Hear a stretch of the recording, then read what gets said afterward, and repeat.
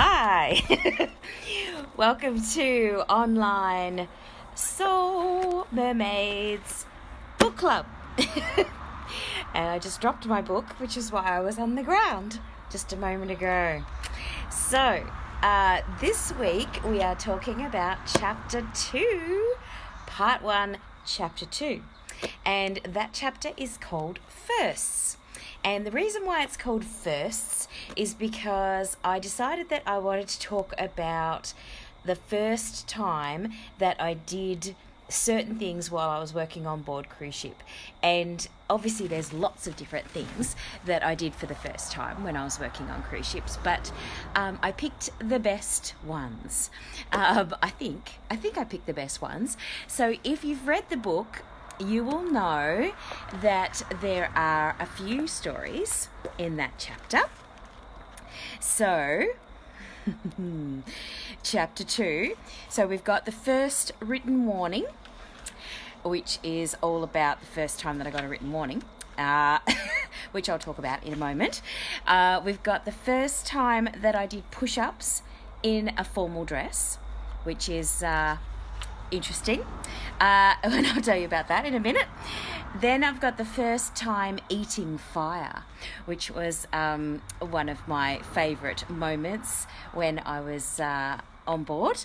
And the last story in the chapter is called The First Time Kissing a Girl, which I thought, well, you know, you've got to have a kissing a girl story in your book, don't you?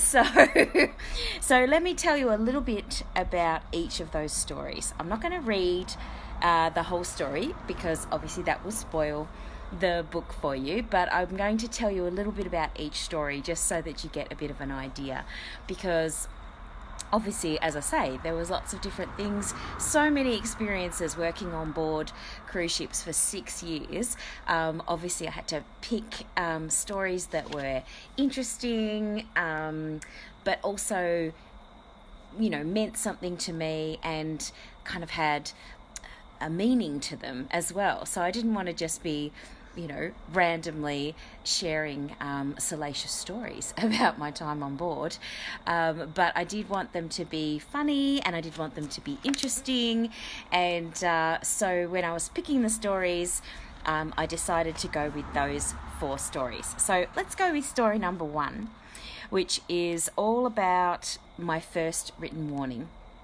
Now, when you're a crew member on board a ship, there's a lot of different things that you can get a written warning for. And it's the same as when you're in a normal job, that, you know, if you do something that's, you know, not within the rules, then you can get a warning. And in a normal job, it's three strikes and you're out, right?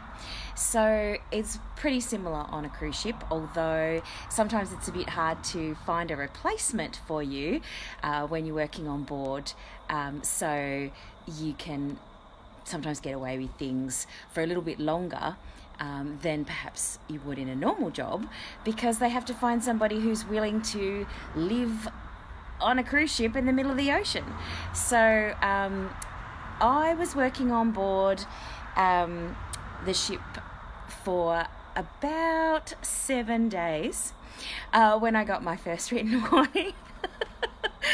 And I thought that working on board was the same as living on land. I didn't really understand fully the rules and the way that things worked. And one of the things that was really important about working on board was that you aren't supposed to fraternize with the guests, which is fair, I suppose. So I was caught fraternizing with one of the guests, and the story of my first written warning, it just shares with you how I had to go to the staff captain's office and share my experience, and how that actually went was quite interesting, because I didn't get into as much trouble as I thought I would while going to the staff captain's office, which is basically like going to the principal's office or going to your boss's office. So yes, anyway, needless to say, my first written warning was technically it was my only written warning. But yeah, you'll have to read the book to hear about more about that. But yes, so that was my first written warning, and the story is in chapter 2 of part 1 of the book, Finding My Soul at Sea. And the second story is called The First Time Introducing a Comedian. And this was an interesting story for me. It was an important story for me to tell, because one of the things about working on board that I was really scared about was being up on stage in front of thousands of people. And a lot of people have that fear. A lot of people are afraid of public speaking, and so me being up on stage was a big deal. I really hadn't done a lot of stuff on stage, and so getting up and introducing the comedians, getting up and introducing the captain, getting up and introducing and doing activities on stage was something that I had never done before. So it was pretty full on. And the story about my first time introducing a comedian is one of my favourite stories. And one of my friend who was the comedian at the time tells this story when he actually does his comedy shows, because it was one of his favourite times of being introduced on stage, because I just balls it up completely. And made everybody laugh, but not on purpose, because I really didn't know what I was doing, and so it was very funny. And isn't that what happens when you most funny things are funny because they're not necessarily intentional. I remember my grandmother used to say really funny things, and she didn't intend them to be funny. And she used to say, "Why is everybody laughing?"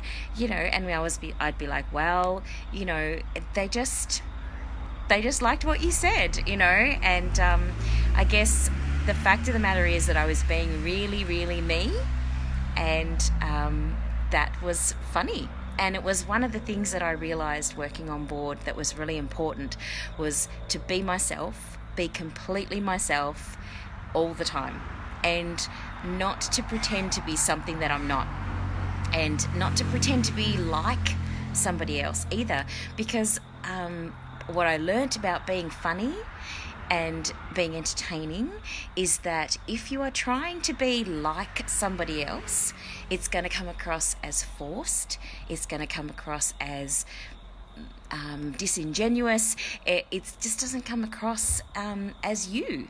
And usually you're not very funny, and you're not really received very well if you are pretending to be something that you're not. And so this story about my first time introducing a comedian was one of those situations where I was completely me, and I basically, everybody laughed and thought it was amazing. And it was one of those situations where I am so glad that I remember it, and remembered it so that I could share it with all of you in my book. So yes, you'll have to read about that in chapter 2 of part 1. If you've read the book, by the way, feel free to comment below, on your favourite stories as well.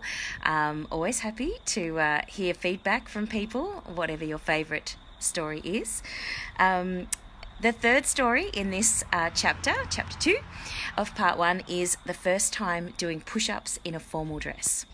Now, I would say that most people have never done push-ups in a formal dress, and I certainly hadn't until I did this on this particular New Year's Eve on the ship. And the reason why I did push-ups in a formal dress was because a friend of mine decided that we should all, the three of us, the three friends, should try this particular, I think it was ecstasy, or it could have been speed, but I'm not quite sure.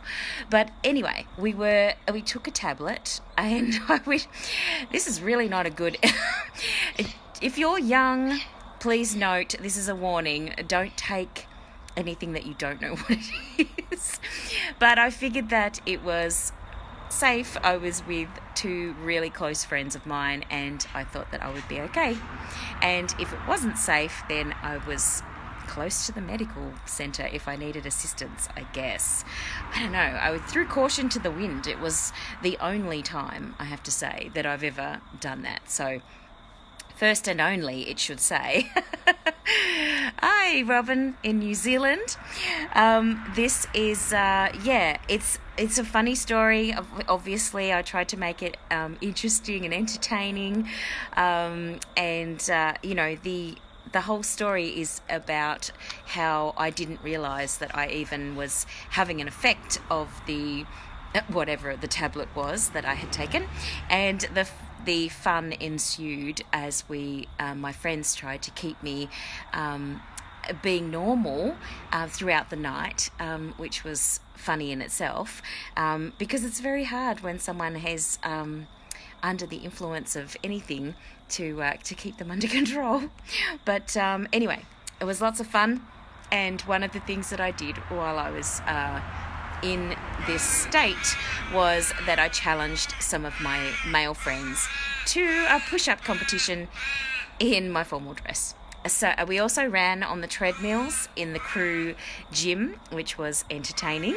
And so there was lots of fun and games going on there. So I'm surprised that I was as intact at the end of the night as I was. But yes, so that was an entertaining story. And probably an indication of things that you shouldn't do when you're when you're on a cruise ship. But luckily I was looked after very well by my friends on board. So thank you to those two people, and you know who you are.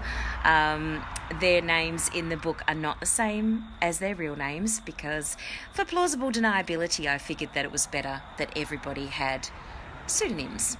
So yeah. The next story in the chapter of firsts, which is chapter 2 in my book, is the first time eating fire.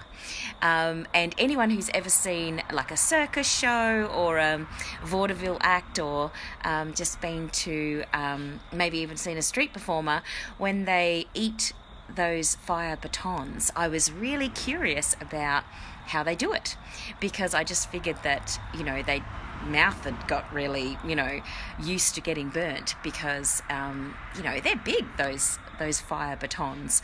So I was curious, and I asked the guy who did it on the ship how he did it. And so he actually showed myself and my best friend how he did the eating fire routine. And it was really, really cool. So we actually got to see how it was done, and we got to try as well. So you'll have to read the book to hear how that went. But I was actually really quite surprised at how easy it was to do. I don't know that I would do it on a regular basis. It's, again, first and only time eating fire. I think all of these stories should say first and only time that I ever, blah. But, yes, the ship definitely gave me lots of opportunities to try things that I'd never tried before. And that was fun, that was adventurous, that was really cool. And I was always in a safe environment. I felt safe. The relationships that you make on board are so close. You have best friends after, a couple of weeks. You've got best friends for life. And that is one of the things that I always felt like I was in a safe space. Even doing these crazy things, I was completely safe. The final story in chapter 2 of part 1 is the first time kissing a girl. And this story begins with somebody having a birthday party. And I arranged with a friend of mine to set up a Pass the Parcel game for a friend of mine who is from Canada. And the funny thing is that she's read this book, she's read my book, and she said to me, "Is that story about the kissing a girl about me?" and my birthday. And I was like, yep, well, you are one of the Canadian friends that I have. And so she said she didn't remember the night, which is not surprising considering that most of the things that we got her to do in the Pass the Parcel were drinking. So, yeah, she was... it's completely understandable that after 10 or 15 years that she wouldn't remember that night. But we had a great night, and we gave her lots of different challenges to do in the bar. And one of the challenges was to kiss a girl. And so she decided to pick me. And that was interesting. That was something that, again, first and only time that I've ever kissed a girl, and not unpleasant. It was actually really good, and it was one of those things where you, I think you know when you have that sort of inclination. If that is the way that you want to go, then you definitely know. And as much as it was an enjoyable kiss, it was definitely not the way that I would want to go for my relationships. But I'm definitely all about dating men, not women. However, that was an interesting story for me to tell, because being on board the ship was something that allowed me to explore and really expand my version of what it was like to be me, and to explore and expand my version of what it was like to be in a relationship, what it was like to, push the limits of my body, what it was like to be up on stage and present myself in a particular way, and then present myself how I actually was. So this chapter 1 of firsts, as I say, there were many more firsts than just those 5 stories, but I picked them because they tapped into all the different areas of me exploring myself and who I wanted to be and who I didn't want to be. And they allowed me to, that space allowed me to do that, and allowed me to do it in a really open and honest and safe way. Perhaps there are people who've gone into that cruise ship environment and not felt safe, and that wasn't the case for me. I found that being on board for those 6 years was actually really freeing. I had a feeling of being able to choose and be whoever I wanted to be, and that this chapter, that chapter 2 of part 1, is just kind of showing an overview, I guess, of the way that I explored those possibilities. So I hope that I conveyed that to people, and that it wasn't just like, oh, here's some, crazy, silly stories. And I think I have. I've certainly gotten some really amazing feedback from people who've read the book, and they seem to feel that I've conveyed it in a way that was very me. Well, those people who know me anyway have said that feels like it's me telling the story when they read the book. So that's fantastic, and that's exactly what I wanted, was for it to feel like you were having a conversation with me about that time that I was working on board. So if you've read the book, as I say, I'd love to hear back from you about your experience, your thoughts, your feelings about the way that the book went. And if you've got any favourite stories, feel free to share. And if you have any questions, you're more than welcome to ask questions, and I will reply to your questions after we finish the video. If there's no one who has a question right now, feel free to type if you want to, your questions, and we'll do it. We're starting to lose the light here. It's nearly 8 o'clock at night in Phillip Island here in Victoria, and beautiful day, absolutely beautiful sunny day, and Yeah, but it is getting dark. So good morning from wherever you are. Good morning, good evening, good afternoon, and welcome to my little Soul Mermaids book group, book club, discussion group. Yeah, so if there aren't any questions in particular about this video, then I'm going to say goodnight for now, but feel free to comment on the video below and I would love to reply to your comments. And if anyone is interested in getting a hold of the book, it's called Finding My Soul at Sea. And oh, sorry, I didn't keep that very still. Can you see that? So Finding My Soul at Sea is available on my website at pipcoleman.com or Amazon. You can go to Amazon and get it from there, or you can also get it from your local library, and particularly in Australia you can get it at your local library, which is exciting. And I really look forward to speaking to you next week when we talk about part 1, chapter 3. That'll be next week, next Monday at 7:30 Phillip Island time. That's Melbourne time for those guys across the world. So it was lovely to see you all, and I hope you have a fantastic night. Since we're losing the light, I have to go now, but I will say goodbye and good night, and I will see you for the next Soul Mermaids group. Thank you for watching. See you soon. Bye.